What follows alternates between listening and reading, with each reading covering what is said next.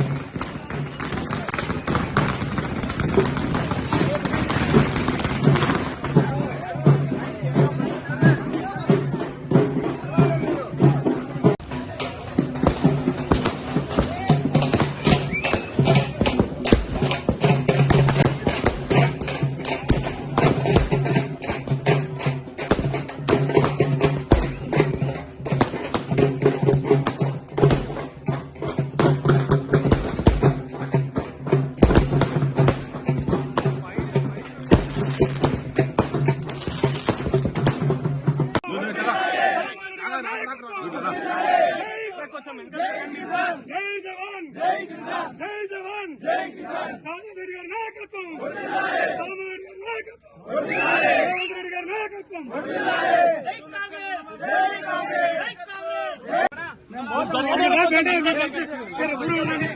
జై కాంగ్రెస్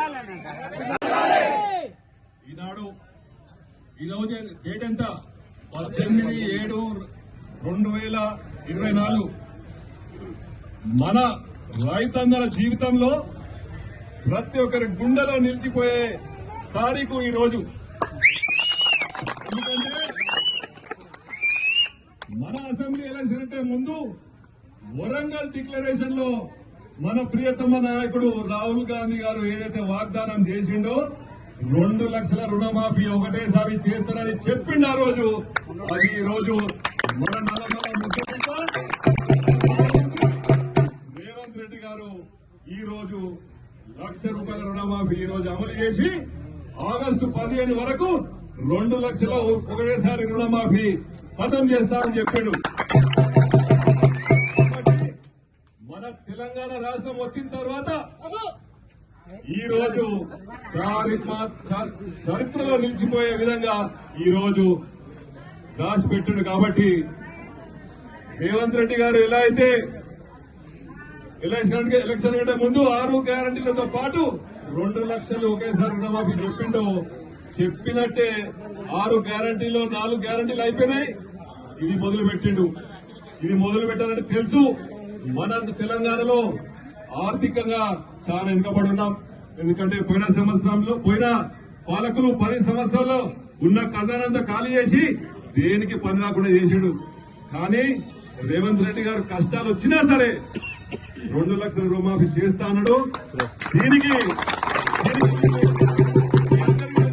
ఖర్చు ఎంతో రాష్ట్రం మీద 31,800 కోట్ల రూపాయలు రైతన్న మీద ఖర్చు ఆనాడు కాంగ్రెస్ పార్టీ నష్టపోతుందని తెలిసిన సోనియా గాంధీ గారు ఎలా అయితే తెలంగాణ రాష్ట్రం ఇచ్చిందో ఈ రోజు మన ఆర్థిక పరిస్థితులు బాగాలేకున్నా కూడా రాహుల్ గాంధీ గారు, రేవంత్ రెడ్డి గారు రైతన్నలకు కాబట్టి ప్రతి ఒక్క రైతన్న మీరు గుర్తు పెట్టుకోవాలి. కాంగ్రెస్ పార్టీ మనం ఎలక్షన్ కింద మనం చెప్పినాం, ఏదైనా చెప్పిందంటే చేస్తుందని కాంగ్రెస్ పార్టీ ఈ రోజు మళ్ళా చెప్పింది చేసి నిరూపించుకుంది కాంగ్రెస్ పార్టీ. కాబట్టి రేపు రాబోయే కాలంలో ఉన్న 6 గ్యారంటీలో మిగిలిపోయినా కూడా చేసుకుందాం. ఇందిరమ్మ ఇండ్లు చేసుకుందాం. మిగతా ఇంకా 2 గ్యారెంటీలు, స్కూళ్లు, బళ్ళు, అన్ని రేషన్ కార్డులు అన్ని కూడా హామీ ఇవ్వడం జరిగింది. మేము చెప్పినాం ఊరికి వచ్చి. కాబట్టి మా మాట నిలబెట్టడానికి రేవంత్ రెడ్డి గారు తప్పకుండా మా వెంట ఉంటాడు కాబట్టి మీరందరూ రేవంత్ రెడ్డి గారించి ఈ 4 రోజులు రైతన్నలందరూ గ్రామాల్లో సంబరాలు చేసి ఆదరించాలని మీ అందరినీ సభాముఖంగా చెప్తూ మీరు ఈ అవకాశం ఇచ్చినందుకు